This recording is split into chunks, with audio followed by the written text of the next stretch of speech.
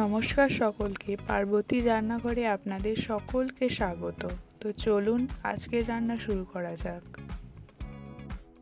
প্রথমে আমরা দুটো পটল নেব এবং পটলগুলো জলে ভালো করে ধুয়ে নেব। এবার পটলগুলো কেটে নেব।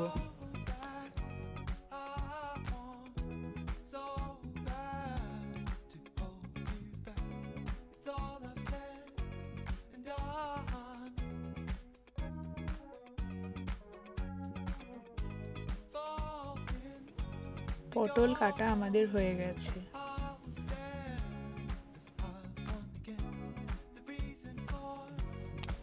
এবার একটা পাত্রে পটলগুলো আমরা নিয়ে নেব। তাতে দেব সামান্য নুন এবং সামান্য হলুদ গুঁড়ো দিয়ে হাতের সাহায্যে ভালোভাবে মেখে নেব। এবার একটা পাত্রে নিয়ে নেব বেসন, নেব স্বাদ মতো নুন, নেব ধনে গুঁড়ো, জিরে গুঁড়ো,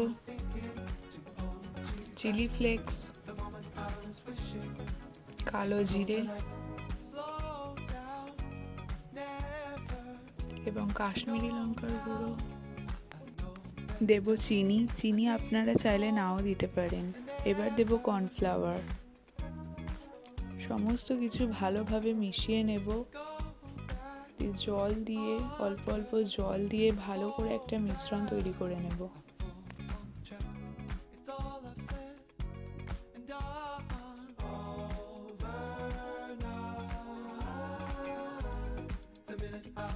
এবার আমরা কড়াইয়ে তেল গরম করতে দেব।